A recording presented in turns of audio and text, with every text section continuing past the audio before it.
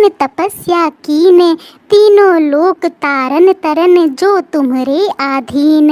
राधा राधा नाम को सपने हूँ जो नर ले, ताको मोहन सांवरो रीझ अपन को दे। आखिर क्या है राधा नाम की महिमा? एक बार एक व्यक्ति था, वह एक संत के पास गया और कहता है कि संत जी, मेरा एक बेटा है, वह ना तो पूजा पाठ करता है और ना ही भगवान का नाम लेता है। आप कुछ ऐसा कीजिए कि उसका मन भगवान में लग जाए। संत जी कहते हैं, ठीक है बेटा, एक दिन तू उसे मेरे पास लेकर आ जा।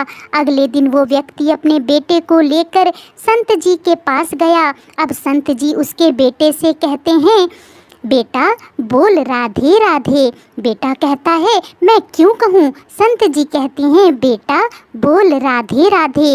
वो इसी तरह से मना करता रहा और अंत तक उसने यही कहा, मैं क्यों कहूँ राधे राधे। संत जी ने कहा, जब तुम मर जाओगे और यमराज के पास जाओगे, तब यमराज तुमसे पूछेंगे कि कभी भगवान का नाम लिया, कोई अच्छा काम किया, तब तुम कह देना कि मैंने जीवन में एक बार श्री राधा रानी का नाम बोला है, बस एक बार। इतना बताकर संत वहाँ से चले गए। समय व्यतीत हुआ, एक दिन वह मर गया। यमराज के पास पहुँचा।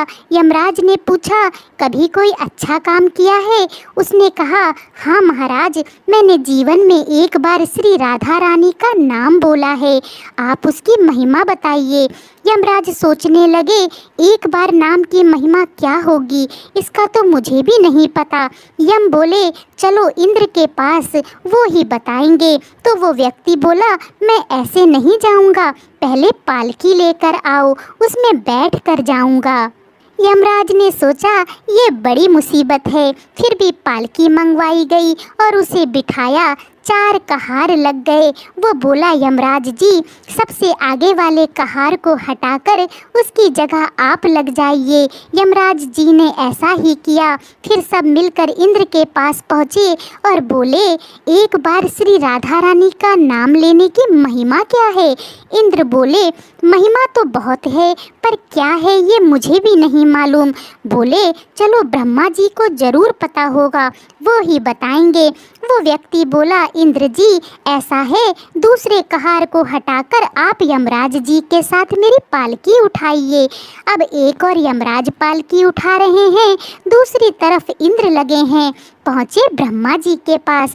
ब्रह्मा जी ने सोचा, भला ऐसा कौन प्राणी ब्रह्मलोक में आ रहा है जो स्वयं इंद्र और यमराज उसकी पालकी उठाकर ला रहे हैं।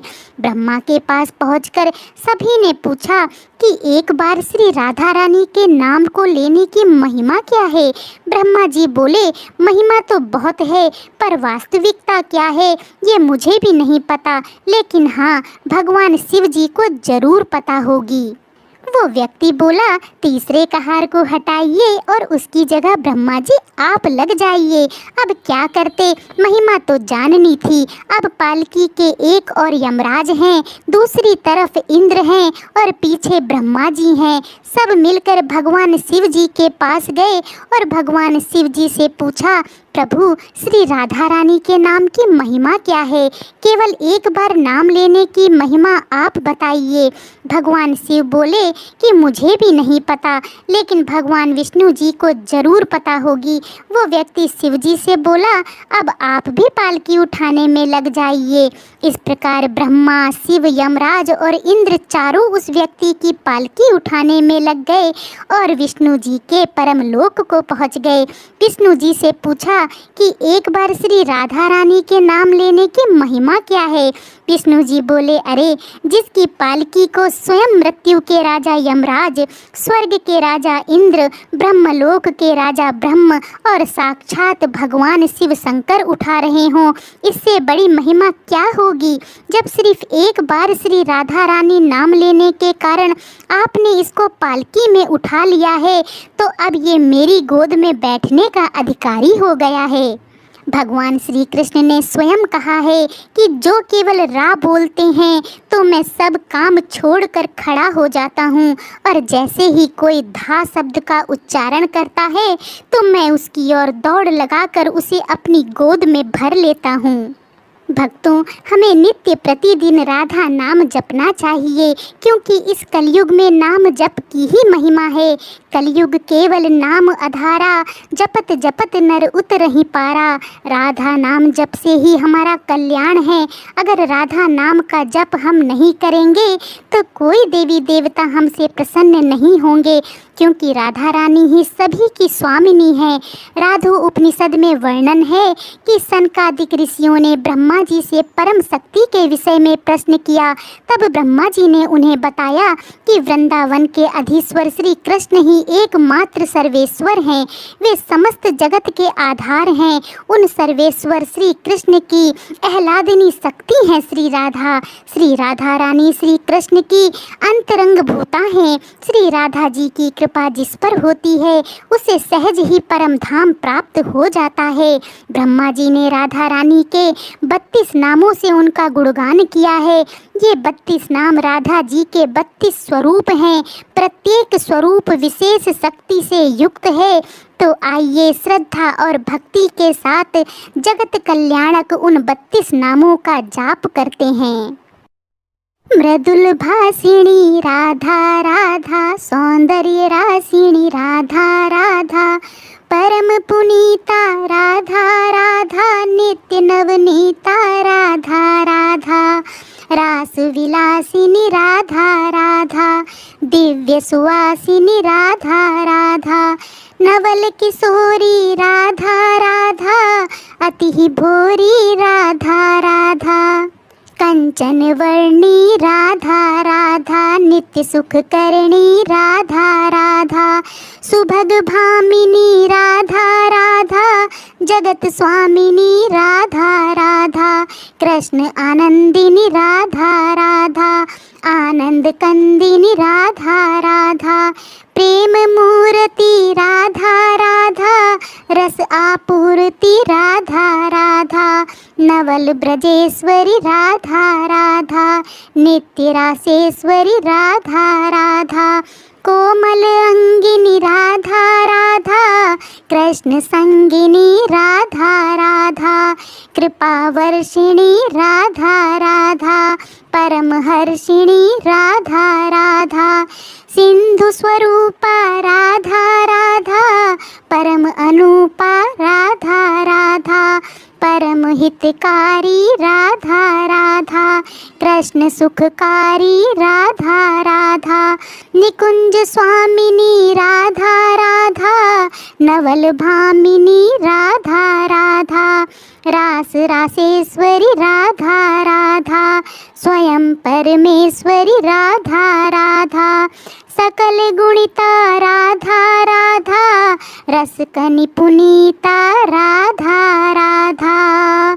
श्री राधा जी के 32 नामों का स्मरण करने से जीवन में सुख, प्रेम और शांति का वरदान मिलता है। धन और संपत्ति तो आती जाती है, जीवन में सबसे जरूरी है प्रेम और शांति। श्री राधा। राधा राधा रटत ही सब बाधा मिट जाए, कोटि जन्म की आपदा राधा नाम से जाए। राधा राधा जो कहे बसे हजारों कोस, दिन के पातक त्यों कटे ज्यों सूरज से ओस। बरसाने में एक सेठ जी रहते थे। उनके कई कारोबार थे। 3 बेटे 3 बहुएं थीं। सबके सब आज्ञाकारी थे, लेकिन सेठ जी के बेटी नहीं थी। यही अभाव उन्हें खलता था। यह चिंता संतों के दर्शन से कम हुई। संत बोले, मन में जो अभाव हो उस पर भगवान का भाव स्थापित कर लो। सुनो सेठ, तुमको मिलियो बरसाने का वास, यदि मानो राधे सुता काहे रहो उदास। सेठ जी ने राधा रानी का एक चित्र मंगवाया और अपने घर में लगाकर पुत्री भाव से रखने लगे। रोज सुबह उठकर राधे राधे कहते, भोग लगाते और दुकान से लौटकर राधे राधे कहकर सोते। 3 बहु बेटे हैं घर में, सुख सुविधा है पूरी, संपत्ति भरी भवन में रहती नहीं कोई मजबूरी। कृष्ण कृपा से जीवन पथ पे आती ना कोई बाधा, मैं हूँ पिता बहुत बड़भागी, बेटी है मेरी राधा। एक दिन एक मनिहारी चूड़ी पहनाने सेठ के अहाते में आई और चूड़ी पहनने की गुहार लगाई। तीनों बहुएं बारी बारी से चूड़ी पहनकर चली गई। फिर एक हाथ और बढ़ा तो मनिहारन ने सोचा कोई रिश्तेदार आया होगा। उसने चूड़ी पहनाई और चली गई। सेठ जी की दुकान पर पहुंचकर पैसे मांगे और कहा, इस बार पैसे पहले से ज़्यादा चाहिए। सेठ जी बोले, क्यों, चूड़ी महंगी हो गई है? मनिहारन बोली, नहीं सेठ जी, आज मैं 4 लोगों को चूड़ी पहना कर आ रही हूँ। सेठ जी ने कहा, 3 बहुओं के अलावा चौथा कौन? झूठ मत बोल, यह ले 3 का पैसा। मनिहारन बेचारी 3 का पैसा लेकर चली गई। सेठ जी ने घर पर पूछा, चौथा कौन था जिसने चूड़ी पहनी है? बहुएं बोली, हम 3 के अलावा तो कोई भी नहीं था। रात को सोने से पहले सेठ जी पुत्री राधा रानी को स्मरण करके सो गए। नींद में राधा जी प्रकट हुई। सेठ जी बोले, बेटी बहुत उदास हो, क्या बात है? तो वृषभानु दुलारी बोली, तनया बनायो तात, नात ना निभायो है। चूड़ी पहन लीनी मैं, जानी पितु गह किंतु, आप मनिहारन को मोल ना चुकायो है। 3 बहू याद किंतु, बेटी नहीं याद रही। नैनन श्री राधिका के नीर भरी आयो है। कैसी भई दूरी, कहो कौन मजबूरी हाय। आज 4 चूड़ी काज, मोही बिसरायो है। सेठ जी की नींद टूट गई पर नीर नहीं टूटे। रोते रहे। सवेरा हुआ। स्नान ध्यान करके मनिहारन के घर पहुंच गए। मनिहारन देखकर चकित हुई। सेठ जी आंखों में आंसू लिए बोले, धन धन भाग तेरो मनिहारी, तो से बड़ भागी नहीं कोई संत महंत पुजारी। धन धन भाग तेरो मनिहारी, मैंने मानी सुता किंतु निज नैनन नहीं निहारी। चूड़ी पहन गई तेरे हाथन ते, श्री वृषभानु दुलारी। धन धन भाग तेरो मनिहारी, बेटी की चूड़ी पहराई लेहू, जाऊं तेरी बलिहारी। हाथ जोड़ बिनती करूं, क्षमियो चूक हमारी। जुगल नयन जलते भरे, मुखते कहे न बोल। मनिहारन के पाए पड़ी लगे चुकावन मोल। मनिहारन सोचन लगी, जब तो ही मिलो अमोल धन, अब काहे मांगत मोल। ए मेरे मन प्रेम से तू श्री राधे राधे बोल, तू श्री राधे राधे बोल।